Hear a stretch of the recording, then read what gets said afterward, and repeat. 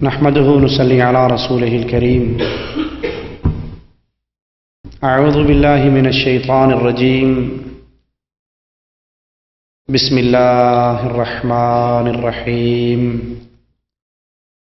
يا أيها الذين آمنوا ادخلوا في السلم كافة ولا تتبعوا خطوات الشيطان إنه لكم عدو مبين.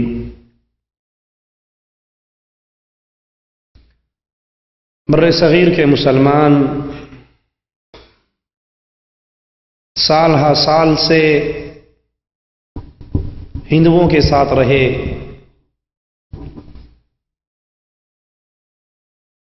تو ان کی زندگی پر ہندوازم کی چھاپ بڑی واضح طور پہ نظر آتی ہے.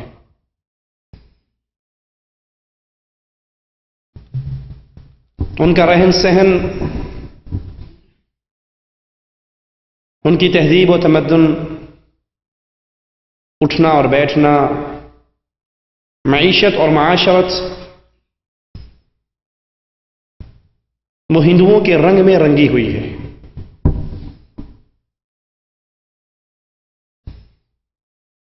کاروبار کا موقع ہو تو مسلمان ہندو بنیے کی طرح سود لیتا اور دیتا ہوا بھی نظر آتا ہے.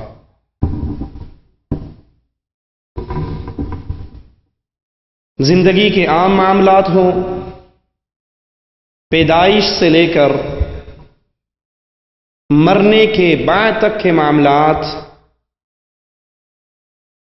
وہ مسلمانوں کی اکثریت، خاص طور پہ بر صغیر کے مسلمانوں کی اکثریت، اس کے اندر ہندو رسم و رواج کے اندر مسلمان ڈوبا ہوا ہے. اور تو اور مسلمانوں کا دین، مسلمانوں کی عبادات ہندوؤں کے ساتھ رہتے ہوئے وہ بھی ہندوانہ کلچر میں، ان کی رسم میں، ان کے رنگ میں رنگی جا چکی ہے.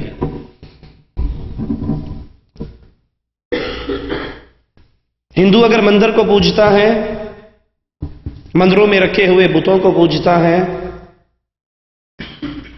تو کلمہ پڑھنے والے درگاہوں میں بنی ہوئی قبروں کو پوجتے ہیں. وہ ان قبروں کو غسل دیتے ہیں، ہندو اپنے بت کو غسل دیتا ہے. ہندو اپنے بت پر نذر و نیاز پیش کرتا ہے، یہ بھی مرغے اور بکرے کی نیاز پیش کرتا ہے. ہندو نے اپنے اس بت کی زیارت کے لیے سال میں ایک دن خاص کر رکھا ہے، تو کلمہ پڑھنے والوں نے بھی درگاہوں کے عرسوں کے لیے ایام مخصوص کر رکھے ہیں. ایک فرق باقی رہ جاتا ہے کہ وہ کھڑے کو پوجتا ہے، یہ لمبے پڑے کو پوجتا ہے. بس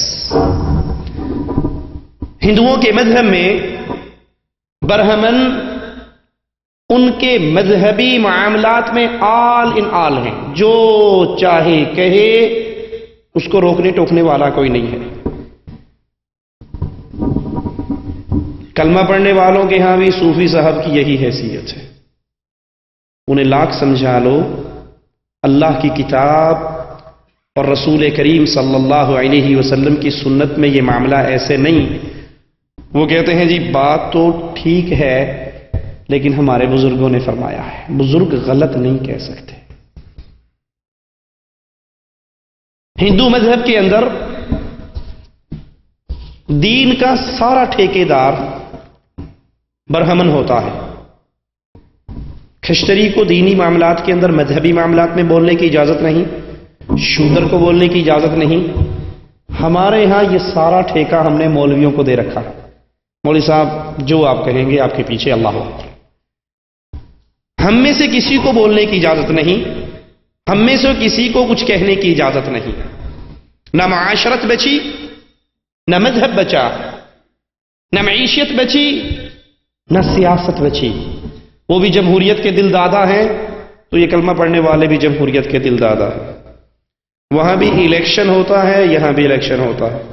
وہاں بھی پارلیمنٹ جو چاہے قانون بنا سکتی ہے 2/3 اکثریت کے ساتھ. یہی بیماری ان کلمہ پڑھنے والوں کے اندر بھی موجود ہے کہ یہاں بھی 2/3 اکثریت سے جو چاہے فیصلہ کروا لو. ہندوازم کے اندر ان کے مذہب میں، ان کی زندگی میں ناچ گانا ڈانس بدکاری بے حیائی بے غیرتی موجود ہے. تو کلمہ پڑھنے والوں کے ٹیلی ویژن بھی اٹھا کر دیکھ لیجئے، ان کے اندر بھی یہ سارا سسٹم اور دھندا موجود ہے.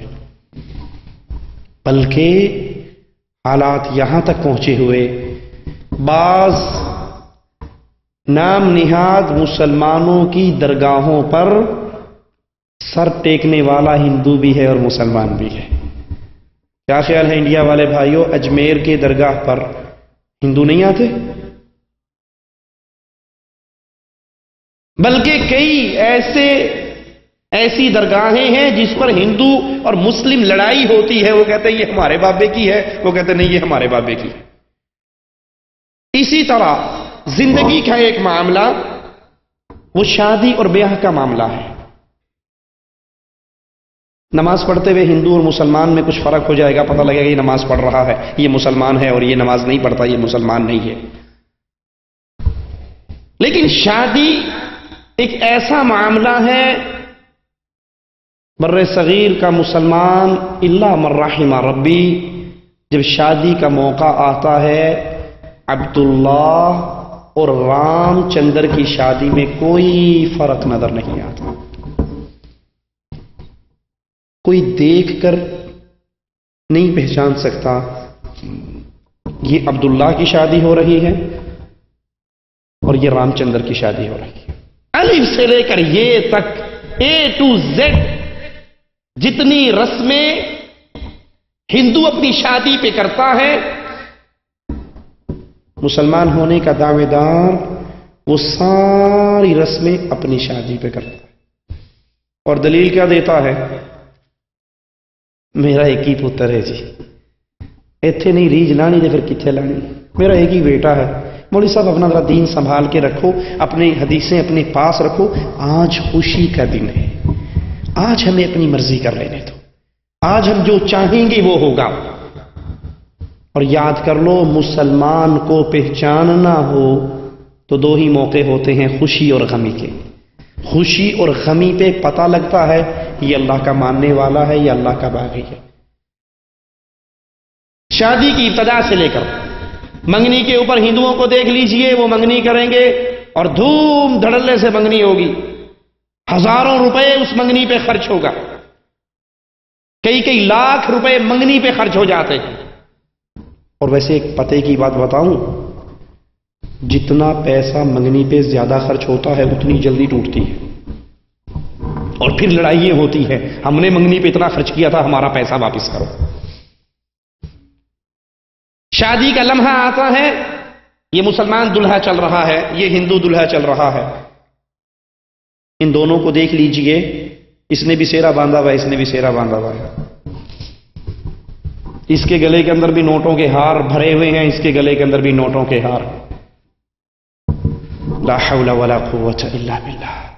یہ مسلمان کی بارات چل رہی ہے، یہ ہندو کی بارات چل رہی ہے. اس بارات کے پیچھے بھی 400 آدمی ہیں، بھلے وہ 400 آدمی کرائے پہ ہی لانے پڑے، لیکن ناک اونچی کرنے کے لیے بارات میں 400 آدمی لائے جاتے ہیں. لڑکی والوں کا بیڑا غرق کیا جاتا ہے اور بتا دیا جاتا ہے کہ اونٹوں سے دوستی کرنی ہو تو دروازے اونچے رکھا کرو، ہمارے خاندان میں رشتہ ہوا ہے تو ہم 400 آدمی کی بارات لے کر آئیں گے. کیا یہ جلوس رسول اللہ صلی اللہ علیہ وسلم کی سنت سے ثابت ہے؟ اللہ کے حبیب علیہ الصلاۃ والسلام مدینے میں ہیں. عبد الرحمن ابن عوف رضی اللہ عنہ وارضا ہجرت کر کے مدینے میں پہنچے، اور ایک دن عبد الرحمن پر اللہ کے حبیب علیہ الصلاۃ والسلام زعفران کی خوشبو کے آثار دیکھتے ہیں تو پوچھتے ہیں عبد الرحمن یہ کیا ہے؟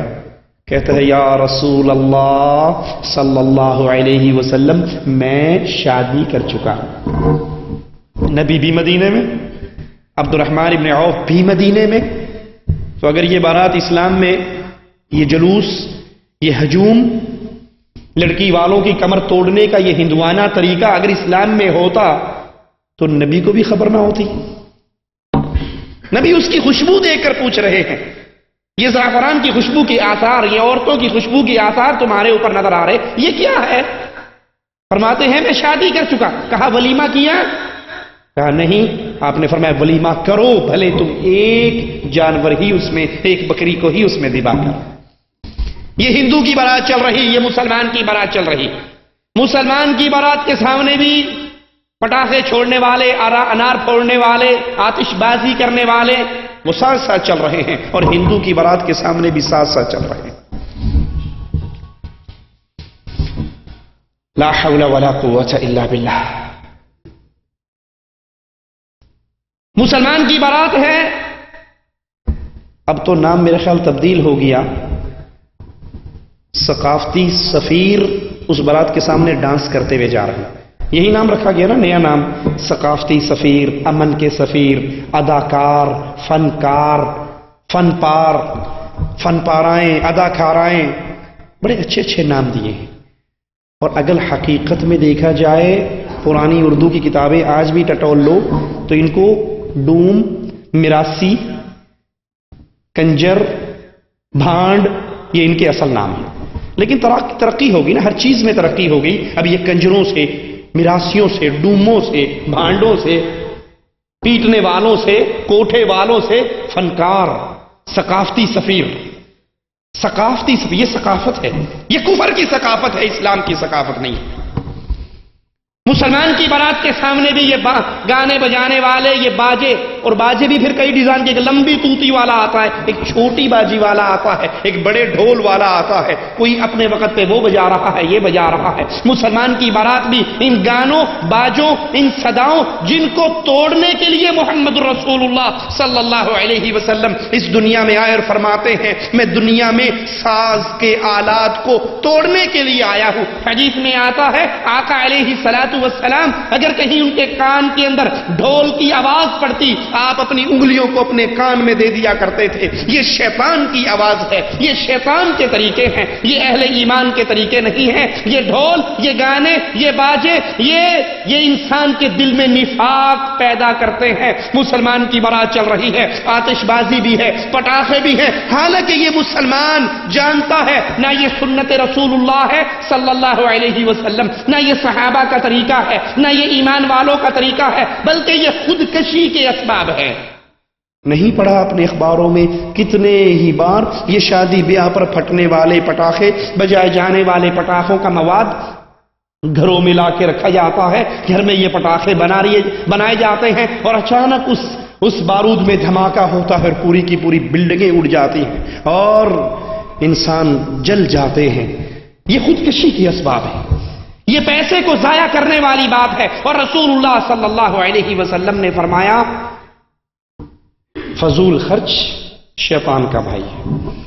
ہندو کی بارات کی یہی شکل ہے اور مسلمان کی بارات کی بھی. عبداللہ بھی اسی بارات میں چل رہا ہے، اسی طریقے پہ چل رہا ہے جس پہ رام چندر چل رہا ہے. اور اگر یہ طریقہ نہ ہو تو پتہ جواب کیا ملتا ہے؟ بڑے بھائی کی شادی تھی، مجھے آج بھی وہ جملے یاد ہیں سید طالب الرحمن حافظہ اللہ کی. تو نہ گانے، نہ باجے، نہ ڈھول، نہ ڈھمکے، نہ مراسیوں کی جماعت، کچھ بھی نہیں تھا. اہل ایمان کے طریقے پہ چلتے ہوئے ایک سادہ سی شادی تھی.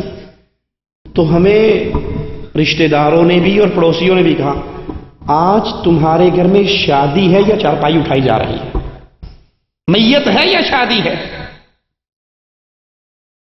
شادی والی خوشی ہمیں نظر نہیں آتی، حالانکہ شادی کی خوشی ہے، سب اچھے کپڑوں میں ہیں، بہترین شکلوں میں ہیں، بہترین لباس میں ہیں، سب کچھ ہے. لیکن وہ ہندوؤں کی رسوم نظر نہ آنے پر اہل ایمان کی شادیوں کو میت اور چارپائی سے نسبت دی جاتی ہے.